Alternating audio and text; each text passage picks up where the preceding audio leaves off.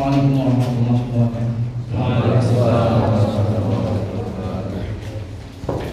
Alhamdulillahirabbil alamin wal 'aqibatu lil muttaqin wa la udwana illa 'alal zalimin. Asyhadu an la ilaha illallah ilahul awwalin wal akhirin wa asyhadu anna Muhammadan 'abduhu wa rasuluhu wa safiyyuhu wa ikhtarahu Allah 'alan nasi ajma'in. Allahumma shalli 'ala Muhammadin wa 'ala ali Muhammad kama shallaita 'ala Ibrahim innaka Hamidum Majid. Qala jalla jalaluhu fi kitabihil 'aziz, ya ayyuhalladzina amanu taqullaha haqqa tuqatih wa la tamutunna illa wa antum muslimun. Ya ayyuhan nasu taqu rabbakum alladzi khalaqakum min nafsin wahidah wa khalaqa minha zawjaha wa batha minhuma rijalan katsiran wa nisaa'a.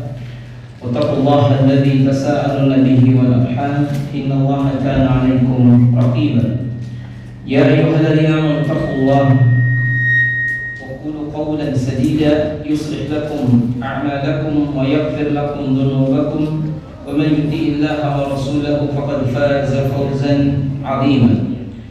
قال رسول الله صلى الله عليه وسلم فإن أصدق الحديث كتاب الله وخير الهدي هدي محمد صلى الله عليه وسلم وشر الأمور محدثاتها فإن كل محدثات في الدين بدعة وكل بدعة ضلالة وكل ضلالة في النار وبعد. Baik, ikhwani fiddin rahimani wa rahimakumullah. Alhamdulillah, di kesempatan malam yang baik ini kita masih diberikan oleh Allah Subhanahu wa taala kesempatan agar kita menambah bekal dan ini kebutuhan kita sekalian. Setiap kita membutuhkan amalan saleh dan Allah berikan nikmat.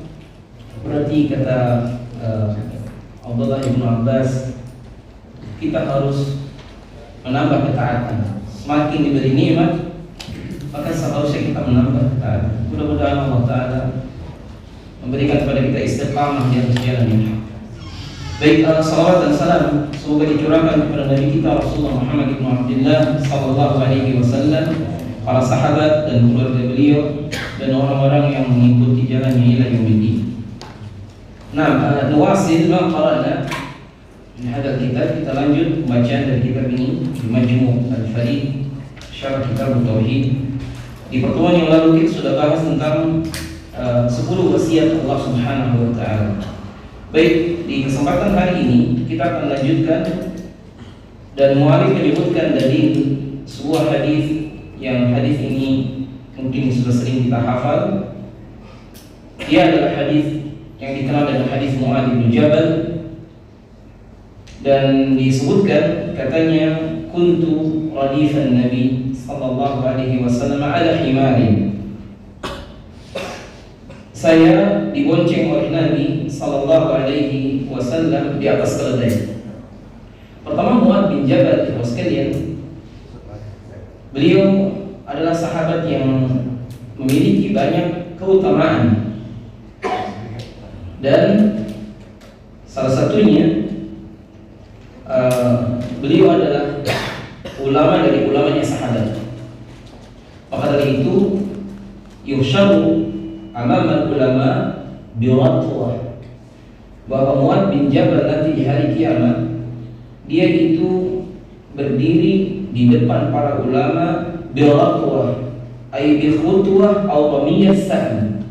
Jadi posisinya sangat amat diagungkan, dan dia adalah ulamanya dari ulama sahabat.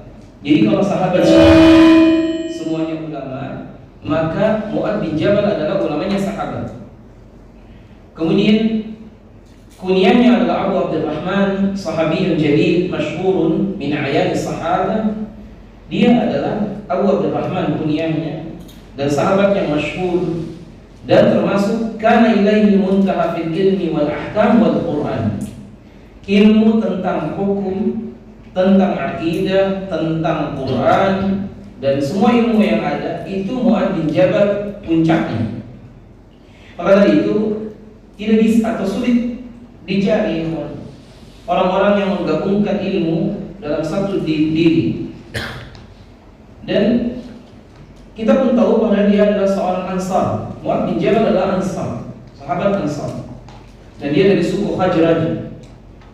Nah, kemudian wasyahida Badran wa ma ba'daha. Beliau mengikuti perang Badar dan perang-perang setelahnya. Kemudian wastakhlafahu Nabi sallallahu alaihi wasallam ala ahli Makkah yaum al-fath yu'allimuhum dinahum. Dan Nabi menjadikan Mu'adz bin Jabal sebagai gubernur di Makkah setelah Futuh Makkah untuk apa? Mengajarkan kepada mereka agama mereka. Tsumma ba'atsahu ila Yaman qadiyan mu'alliman. Kemudian Nabi mengutus Mu'adz ke negeri Yaman sebagai qadhi, sebagai hakim. Kata Nabi, al-qudat thalatha. Hakim ada 3 jenis. Yang 2 ke neraka, yang 1 ke surga. Man hakama bi ghairillah, siapa yang berhukum dengan hukum selain Allah diancam dengan neraka. Atau yang kedua, dia tahu yang benarnya tapi dia menyengaja kemudian menyalahkan yang hak atau membenarkan yang salah, ini pun diancam dengan neraka. Adapun termasuk juga yang menghukum dengan kebodohan masuk kategori yang tadi. Sedangkan hakim yang benar dan dia akan dimasukkan surga adalah orang yang jujur, yang menyebutkan yang hak adalah hak dan seterusnya. Beliau menjadi hakim sekaligus mu'alliman, mengajarkan ilmu, dan ini sebagai dalil waktu Mu'adz diutus ke Yaman dia sendirian, sehingga khabar ahad yang dimasalahkan sebagian orang dalam masalah akidah tidak bisa digunakan. Mu'adz bin Jabal diutus Nabi ke Yaman sendirian, dan ini menunjukkan bahwa khabar ahad walaupun terkait masalah akidah bisa diterima. Kemudian termasuk juga wa mata bi Syam fi ta'un amwas, dan beliau meninggal di Syam karena penyakit ta'un atau wabah penyakit ta'un yang dikenal dengan ta'un amwas pada tahun 18 Hijriah, dan usia beliau adalah 83 tahun waktu meninggal. Makanya waktu Nabi mengutus Mu'adz ke Yaman, apa Nabi katakan, wahai Mu'adz, mungkin setelah ini tidak akan bertemu lagi denganku, kata Nabi. Maka Mu'adz waktu berangkat, dia berangkat dengan pandangan yang penuh dengan rasa berat, tetapi ini tugas mulia dan sahih bahwa Nabi SAW tidak lama setelah mengutus Mu'adz ke Yaman, beliau meninggal, dan Mu'adz pun akhirnya meninggal di tahun 18 Hijriah. Jadi bedanya 7 tahun. Nabi wafat di tahun 11 Hijriah, kemudian Mu'adz meninggal di tahun 18 Hijriah. Inilah kalau mungkin dan bisa, setiap kita membaca hadis sahabatnya kita ketahui dan kita tahu tarjamah hidupnya, kita paham bagaimana silsilahnya, kita pun mengerti bagaimana posisinya, supaya kita lebih mencintai mereka. Yang membuat kita sedih, sahabat-sahabat yang mulia, kita tidak bisa menyebutkan satu persatu, hatta namanya saja kita tidak bisa menyebutkan. Kalau kita disuruh coba sebutkan nama sahabat 100 orang, belum tentu kita bisa. Padahal mereka lebih berhak untuk disebut namanya, karena mereka menjadi wasilah sampainya hadis kepada kita sekalian. Demi Allah, satu hadis yang diriwayatkan seorang sahabat itu sebagai jaminan dia masuk surga. Itu hadis seumur-umur cuma meriwayatkan satu hadis, itu jaminan dia masuk surga. Kenapa? Karena dia bertemu dengan Nabi SAW, kemudian dia meninggal dalam keadaan mukmin, dan itu berarti sahabat. Makanya orang-orang yang datang ke Madinah waktu Nabi mau meninggal di hari Senin, masih melihat jasad Nabi masih sakit, dan dia datang dan dia beriman, maka itu sahabat walaupun ketemu cuma 5 menit. Tapi beberapa orang yang datang ke Madinah baru saja Nabi wafat di waktu duha, maka dia bukan sahabat, dia tabi'in. Kuntu radifan Nabi, saya dibonceng oleh Nabi SAW ala himarin, di atas himar. Wa fi riwayatin, dalam riwayat, ismuhu Ufay, nama keledai yang Nabi tunggangi dengan Mu'adz namanya keledai. Dari sini menunjukkan namanya keledai, namanya Ufay. Dari sini menunjukkan bolehnya memberi nama kepada binatang, seperti Nabi memberi nama kepada keledainya namanya Ufay. Dengan syarat pertama, tidak boleh ada sama nama yang kita sebut nama binatang ini dengan nama orang-orang di sekelilingnya. Misalnya antum dan saya ngasih nama kucing, boleh. Atau ngasih nama apalagi misalnya ya, misalnya binatang peliharaan, dengan syarat apa? Tidak boleh sama dengan nama orang-orang di sekitar. Jadi yang sampai ngasih nama kucing juga nama tetangganya sama dengan nama kucing. Ini menghinakan. Ufayl ini dalam sejarah tidak ada nama orang Arab namanya Ufayl. Ini nama keledai. Dari sini juga Syekh Utsaimin membolehkan memberi nama barang-barang dengan nama tertentu seperti sepeda motor dikasih nama, itu boleh. Makanya pabrik sepeda motor juga kasih nama kan, ini Mio, ini apa lagi kan, ini Supra, yang ada jadiz. Kemudian ahdahu ilaihi al-Muqawqis sahibu Misr. Nabi dikasih hadiah keledai ini dari Muqawqis yang dia adalah pemilik Misr, maksudnya pembesar kerajaan Mesir. Dihadiahkan kepada Nabi binatang atau keledai ini. Wal ghadif huwa alladhi yahmiluhu khalfak ala dhahri dabbah. Sedangkan kalimat ghadif atau irdaf, irdaf itu diletakkan sesuatu di belakang tunggangan kita, itu namanya al-irdaf atau ghadif. Orang kita menjawab dengan atau diterjemahkan dibonceng. Jadi posisinya Nabi membonceng Mu'adz bin Jabal. Di mana? Di atas keledai. Dari sini menunjukkan bolehnya binatang tunggangan diisi 2 orang, yang depan sama belakang, dan Nabi membonceng Mu'adz bin Jabal. Dijelaskan di sini dengan 7 atau 6 syarat atau 5 minimal. Pertama, tidak menzalimi binatang. Jadi kalau bonceng-boncengan dalam binatang dibolehkan dengan syarat pertama adalah tidak menzalimi binatang. Jadi jangan sampai yang membonceng beratnya 130, yang dibonceng beratnya 150. Padahal binatangnya kecil. Itu menzalimi binatang. Dan apa ini berlaku juga dalam bab irdaf untuk yang lain? Dabbah, bukan binatang tapi dabbah, sepeda motor dan yang lain. Syekh Utsaimin menjelaskan iya berlaku. Jadi misalnya sepeda motor kita berapa paling berat? Misalnya suaminya beratnya 130, istrinya terlalu berat ya 130. Soalnya ada saya di telepon seorang ikhwah, dia beli sepeda motor itu patah langsung karena sepeda motor Cina, dia sama istrinya bonceng-boncengan, padahal baru dia beli. Ada jeglongan di depan showroomnya, langsung patah. Apakah ini termasuk perbuatan zalim? Kalau secara bahasa na'am, karena melebihi kapasitasnya. Tapi sekali lagi kalau untuk binatang,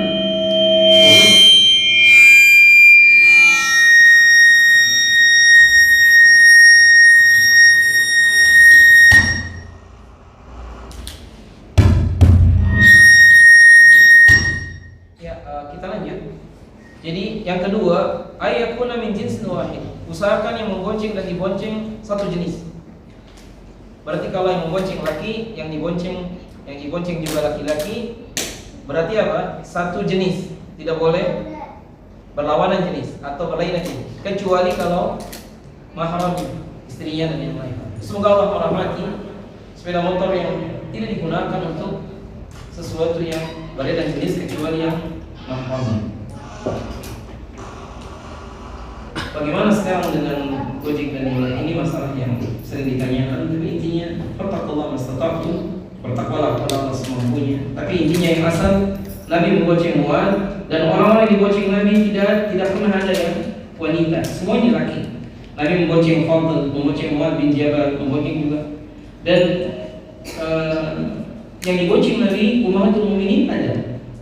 Tapi secara umum sekalian, berarti apa? Yang membonceng dan dibonceng harus satu jenis atau mahramnya. Kemudian yang ketiga, ini juga diantara adat, bahwa yang di depan itu yang punya kendaraan. Ini termasuk sunnah. Yang membonceng adalah orang yang punya kendaraan. Karena Nabi membonceng Mu'adz bin Jabal dan Nabi pemilik himarnya, bukan Mu'adz. Oleh karena itu, dari sini keluar hukum nunut dalam bahasa kita. Kalau orang nunut, dia jangan yang nyetir, karena yang punya kendaraan itu yang berhak untuk nyetir, kecuali dia dapat izin. Baik. Kemudian berikutnya yang sekalian, bahwa ya juzu al-hiwar, bolehnya ngobrol di atas kendaraan, dan ini termasuk bagian yang dicontohkan Nabi. Nabi berbicara dengan Mu'adz di atas kendaraan, bicara yang manfaat. Ma haqqul 'ala ibad wa haqqul ibad 'ala Allah. Kemudian khamisan yang kelima, bolehnya kaifiyah al-irdaf, bolehnya duduk ketika berboncengan dan wanita sahabiah seperti laki-laki. Jadi bukan tasyabbuh. Jadi sini menunjukkan bolehnya perempuan duduk seperti laki-laki, sebagaimana Aisyah ketika naik onta dan naik kuda, maka kaki yang kanan dan kiri dipisah. Apa maksudnya? Apa namanya? Ya? Ya, mengkangkang.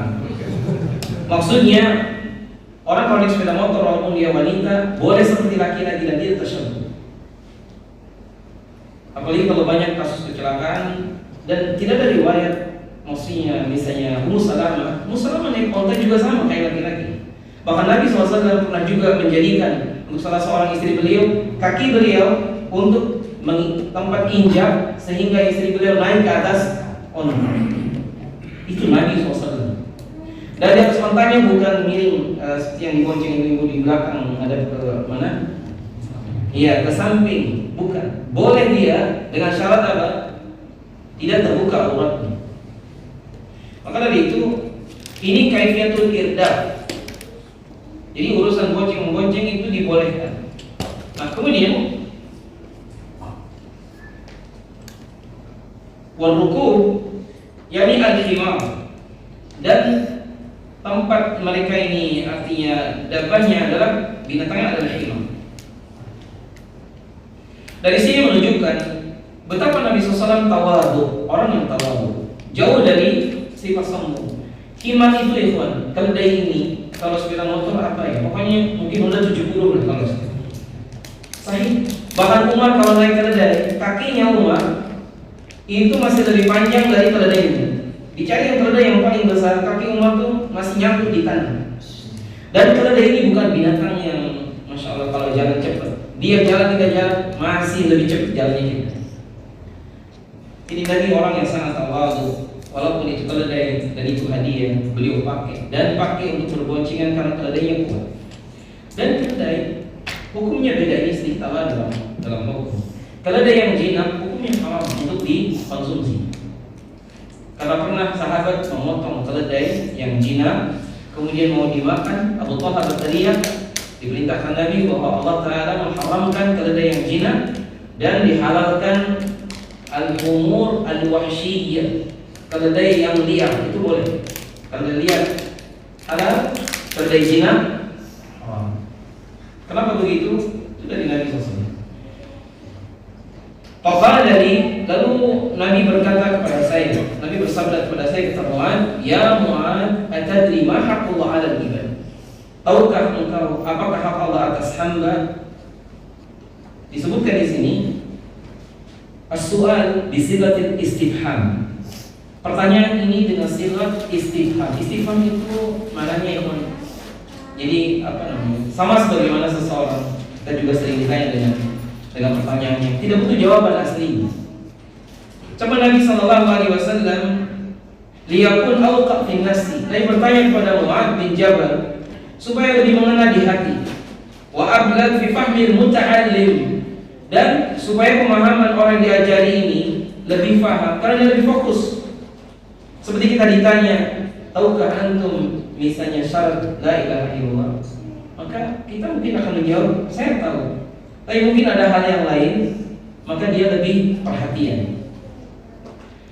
Wa haqqullah 'alal ibad huwa ma yastahiqu 'alaihim min ibadatihi wahdah.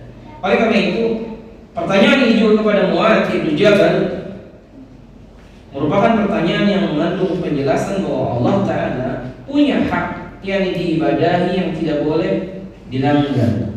Kalau ada orang melanggar hak Allah, maka dia jatuh kepada kesyirikan. Kebalikannya, wa ma haqqullah, wa ma haqqul ibadah Allah.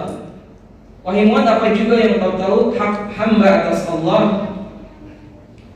Maka ringkasnya Mu'adz kan menjawab, Allah wa rasuluhu a'lam. Dan ini jawaban kalau Nabi masih ada. Allahu wa rasuluhu a'lam. Dan adab para sahabat, walaupun mereka tahu, mereka itu bilang seperti itu. Contoh misalnya Nabi pernah bertanya, ayu yaumin hada, apakah hari ini? Sahabat menjawab, Allahu wa rasuluhu a'lam. Kalau seperti kita kan pasti kita jawab itu. Apakah hari ini? Kita jawab, ini hari Sabtu. Kalau perlu ditambah, Sabtu wage, oke itu. Sahabat tidak, Allah Rasul. Ternyata Nabi mengatakan, hada yaumun nahar. Itu jawabannya. Ditanya lagi dalam bab yang lain, mereka menjawab Allah wa Rasuluhu a'lam. Maka di sini juga sama, Mu'adz bin Jabal, wa hadza fihi, katanya husnul adab. Ini adalah adab yang baik. Makanya dalam hadis talibul ilm, seorang penuntut ilmu ketika ditanya ya kawan, kalau itu pertanyaan terkait dengan hal yang tidak dia mengerti, maka dia bilang Allahu a'lam.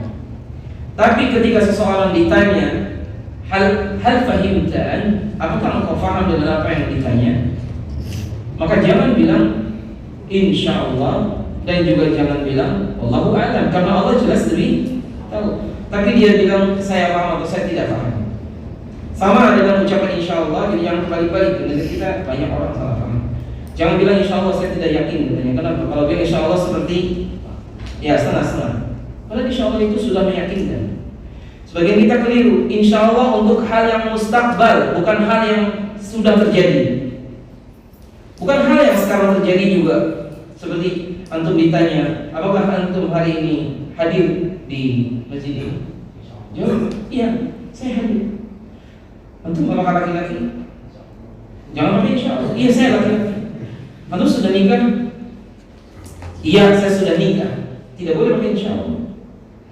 Hal atantum, hal asyaitum, apakah tadi sudah makan malam? Lama, belum.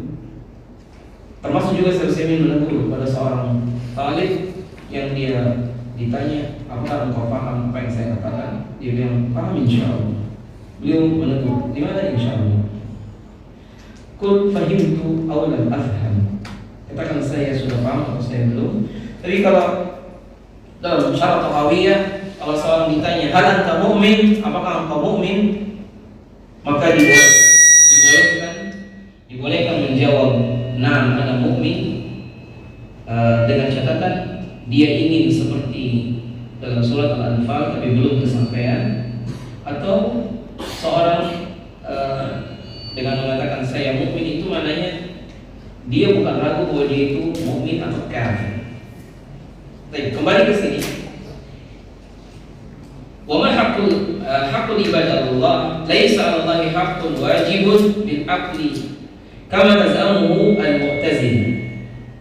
Jadi yang saya begini ya, sebagian orang mengatakan karena ini kebiasaan di negeri kita, kalau kita sudah menunaikan kewajiban maka kita menuntut hak, betul tidak? Kewajiban rakyat gimana? Kalau kita, jadi gini, sebagian orang mengatakan kalau kita sudah menunaikan kewajiban, kita boleh menuntut hak. Nah sekarang hak Allah atas hamba, adalah jangan disekutukan. Sekarang hak hamba atas Allah, apakah merupakan kewajiban Allah? Jawabannya tidak. Maka dari itu dikatakan di sini, lakin huwa subhanahu kataba dzalika ala nafsihi, ya Allah menetapkan atas dirinya ihsana, perbuatan ihsan. Makanya dalam hadis, innallaha kataba al-ihsan ala kulli syai', Allah menetapkan, mewajibkan berbuat ihsan kepada segala sesuatu. Wa kataba ala nafsihi rahmah, Allah menetapkan atas dirinya sifat rahmah. Kemudian wa aujaba ala nafsihi al-haq, Allah juga mewajibkan atas dirinya di atas yang hak. Sehingga tidak akan mungkin terjadi seorang hamba dizalimi. Tidak pernah Allah berbuat zalim kepada hambanya. Makanya kalau ada seseorang mengatakan Allah berbuat zalim kepada saya, dia aja yang nggak paham. Sampai bagaimana dengan urusan Abu Lahab? Dia ditetapkan Allah tidak dapat hidayah, kemudian diadab. Apakah Allah berbuat zalim? Tidak zalim. Lau adzabahum, kata Ubay bin Ka'ab, kalau sekiranya mereka diadab semuanya oleh Allah, mereka pun diadab seluruhnya, Allah tidak berbuat zalim. Faqala haqqullah 'alal ibad an ya'buduhu wa la yusyriku bihi syai'an. Hak Allah atas hamba adalah agar Allah diibadahi dan tidak disyirikan dengan sesuatu pun. Ay wahiduhu bil ibadati, maksudnya disendirikan dalam beribadah dan tidak dibolehkan seorang berbuat syirik kepada Allah Subhanahu wa taala. Apakah itu termasuk syirik yang akbar, termasuk syirik yang asghar? Wa man lam yatajarrad min asy-syirki lam yakun, katanya, atiyan bi ibadatillahi wahdah. Siapa saja yang dia tidak menyendirikan Allah dari kesyirikan, maka sesungguhnya dia belum beribadah kepada Allah dengan benar. Jadi kalau ada seseorang dia beribadah kepada Allah, di waktu yang sama dia punya keyakinan pada jimat dan seterusnya, maka pada posisi ini dia sesungguhnya belum menunaikan hak Allah atas hamba. Maka dari itu, para petani yang membuat sesajian untuk dewa dan dewi padi misalnya, hakikatnya mereka belum memahami bahwa itu adalah hak Allah yang diselewengkan kepada yang lain. Tukang pawang hujan, kalau diyakini dia yang mengatur hujan, maka sesungguhnya ini penyelewengan dalam bab akidah. Seharusnya diberikan kepada Allah, diberikan kepada yang lain. Termasuk juga sekalian beberapa hal yang kadang kita kurang menyadarinya, pada itu jatuh kepada kesyirikan. Wa haqqul ibad 'ala Allah alla yu'adziba man la yusyrik bihi syai'an. Sementara hak hamba atas Allah agar si hamba ini alla yu'adziba, tidak diazab oleh Allah Ta'ala karena memang dia tidak berbuat kesyirikan. Nah, kemudian termasuk juga disebutkan di sini alla yu'adziba man la yusyrik bihi syai'a, agar tidak diadab siapa yang tidak berbuat kesyirikan, dan Allah tidak akan mengadabnya. Siapa yang tidak berbuat syirik kepada Allah Subhanahu wa taala, maka Allah tidak akan mengadabnya. Hanya saja sekali lagi di sini ada tafsir penjelasan bahwasanya yamna atau terhalangnya seorang dari adab tentu dengan izin Allah Subhanahu wa taala. Makanya di sana ada beberapa penjelasan yang mentafsir jelasan masalah ini. Salah satu di antaranya, ada orang-orang yang aslinya dia itu meninggal, waktu meninggal dia belum taubat dari kesyirikan. Maknanya dia meninggal dalam keadaan musyrik, maka yang ini kekal di neraka. Yang kedua, dia meninggal, dia masih muslim, walaupun tiap hari dia zina, dia membunuh, dia minum khamar, tapi dia keislamannya masih ada. Maka yang seperti ini masih mungkin dimaafkan oleh Allah tahta masyiatih. Tetapi ketika ditimbang amal baik dan buruknya, bisa jadi orang ini masuk neraka, tapi tidak kekal. Bagian yang lain, seorang yang dia berbuat kabair, tetapi Allah maafkan, maka dia bisa jadi langsung dimasukkan surga, tidak dimasukkan neraka, karena rahmat Allah kepada dia. Lalu kemudian ashabul a'raf, orang-orang yang waktu ditimbang amal baik buruknya sama, ini pun di bawah kehendak Allah. Lalu ada di antara mereka yang masuk surga tanpa hisab. Di antara mereka juga ada yang masuk surga setelah ditimbang, kemudian faman saqulat mawazinuhu, yang kebaikannya lebih berat dari kejelekannya, dimasukkan surga, dimaafkan kesalahannya. Makanya ada hadis, menukisal hisab udzib. Siapa yang hisabnya diteliti, maka dia akan diadab. Tetapi hisab yang diteliti ini menunjukkan dia mukmin dan dia akan masuk ke dalam surganya Allah setelah hisabnya ditegakkan. Faqala al-Hafidh iqtasara ala nafyi al-isyrak. Jadi diringkaskan di sini dengan dinafikan kesyirikan. Maksudnya Ikhwan sekalian, kalau tauhid ini dilakukan dengan benar, kemudian dia tidak berbuat syirik, dan dia waktu meninggal tidak berbuat kesyirikan, maka dimasukkan ke dalam surganya. Tadi kan disebutkan sebelumnya, di antara hakul ibad Allah alla yu'adziba man la yusyrik bihi syai'an. Tidak akan disiksa, diadab orang yang tidak berbuat syirik kepada Allah Subhanahu wa taala sedikit pun. Maka kemudian Mu'adz bin Jabal mengatakan, "Ya Rasulullah, afala tubashshirun nas?" Bolehkah saya kabarkan kepada manusia? Kalimat basyir adalah kabar gembira, lawannya adalah nadhir. Dan disebutkan dalam syarat, yakni bi fadli tauhid wa fadli man tamassaka bihi indallah. Siapa yang bertauhid dan berpegang dengan tauhidnya, maka di antara hak orang-orang yang bertauhid dengan benar, dia tidak akan diadab jika dia tidak berbuat kesyirikan. Maka Mu'adz mengatakan, "Afala ubasyirun nas?" Bukankah ini kabar gembira? Bisa saya kabarkan kepada orang-orang? Apa kata Nabi? La tubasyirhum fayattakilu. Jangan dulu engkau kabarkan kepada orang, nanti orang-orang bertawakal dengannya. Sama dengan hadis yang man akhiru kalamihi la ilaha illallah dakhala jannah. Siapa yang akhir hidupnya mengucapkan la ilaha illallah, dia pasti masuk surga. Maka jangan sampai ada orang yang meremehkan, kalau gitu tinggal kita nanti kalau mau meninggal aja mengucapkan la ilaha illallah, maka selesai. Jadi diremehkan. Maka kata Nabi SAW, la tubasyirhum fayattakilu. Lalu dari mana kita tahu riwayat yang ini, kita mengerti dari mana? Dan Mu'adz bin Jabal ternyata menghabarkan riwayat yang ini setelah dia mendekati ajalnya. Dari sini menunjukkan bahwa para sahabat adalah orang-orang yang aman, dan itu tidak akan pernah berkhianat, apalagi dengan hadis Rasulullah SAW. Baik, sekarang kita lihat tadi sebagian syarah dari syarah ringkasnya. Sekarang kita lihat beberapa syarah ulama yang lain terkait dengan hadis tadi. Kita secukupnya saja. Ucapan Nabi SAW, "Atadri ma haqqul ibad 'ala Allah? Atadri ma haqqullah 'ala al-ibad wa ma haqqul ibad 'ala Allah?" Ini pertanyaan yang datang dari Nabi kepada Mu'adz bin Jabal untuk mengajarkan kepada kita bahwa ternyata tafsir dari akidah atau tauhid ini butuh penjelasan. Ternyata di kalangan sahabat pun belum tentu semuanya tahu, dan Nabi SAW menjelaskan kepada mereka. Kemudian termasuk juga Imam As-Sa'di menjelaskan bahwasanya ketika Nabi SAW bertanya kepada Mu'adz bin Jabal, "Ma haqqullah 'ala al-ibad wa haqqul ibad 'ala Allah?" Dari sini menunjukkan betapa hak Allah atas hamba. Jika seorang hamba tidak mengetahuinya, maka dia akan jatuh kepada kesyirikan.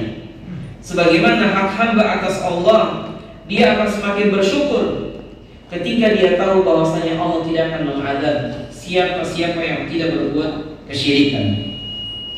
Hanya saya sekali lagi sekalian, ini butuh tafsir, di mana seseorang harus mengetahui dengan detail mana saja yang masuk kategori perbuatan syirik dan mana yang tidak.